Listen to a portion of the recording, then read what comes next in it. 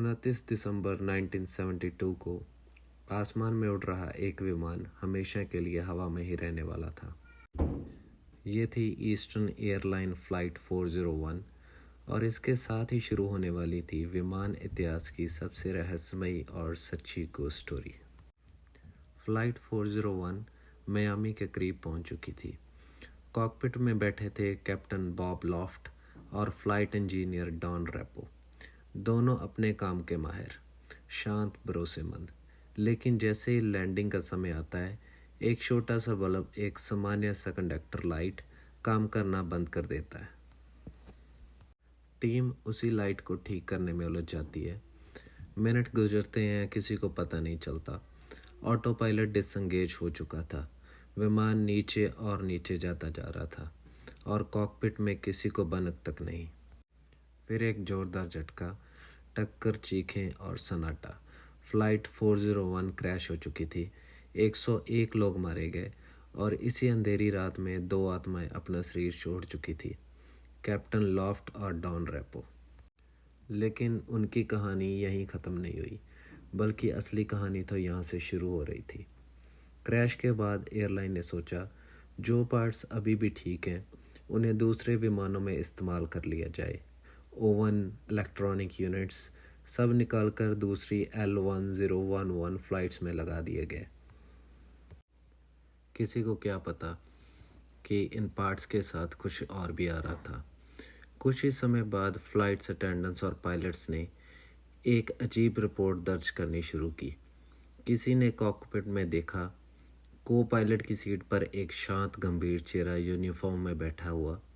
Pilot ने पूछा, आप कौन हैं? तो अगले ही पल वह आकृति गायब हो गई। जब तस्वीरें मिलाई गई, लोग चौंक गए। वो चेहरा था कैप्टन बॉब लॉफ्ट का, जो फ़्लाइट 401 के कैप्टन थे। क्रू मेंबर्स ने बताया कि गैली के ओवन में किसी का चेहरा दिखाई देता था। एक फ़्लाइट अटेंडेंट की कहानी सबसे डरावनी है। वह खाना गर्म कर रही थी।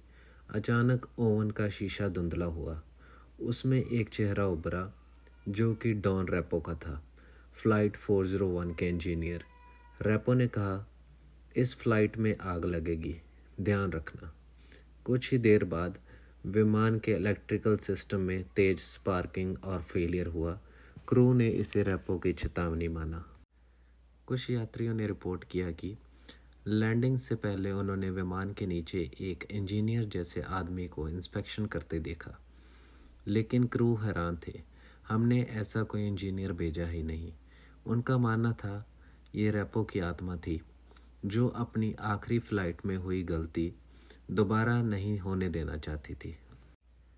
जैसे जैसे कहानियाँ फैलती गई, मीडिया और एविएशन जगत में हड़कंप मच गया।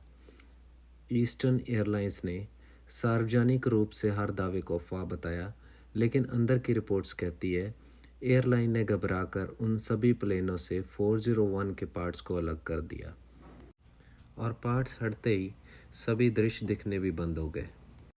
लेखक जॉन जी फुलर ने इन घटनाओं पर किताब लिखी, द गोस्ट ऑफ फ़्लाइट 401, जिसने इस कहानी को हमेशा के लिए अमर कर दिया।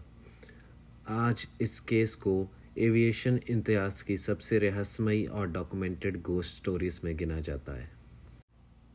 कई लोग कहते हैं कैप्टन लॉफ्ट और डॉन रैपो दुनिया छोड़ चुके थे, लेकिन उनकी जिम्मेदारी नहीं, और शायद इसलिए वो वापस आए, डराने के लिए नहीं, जान बचाने के लिए।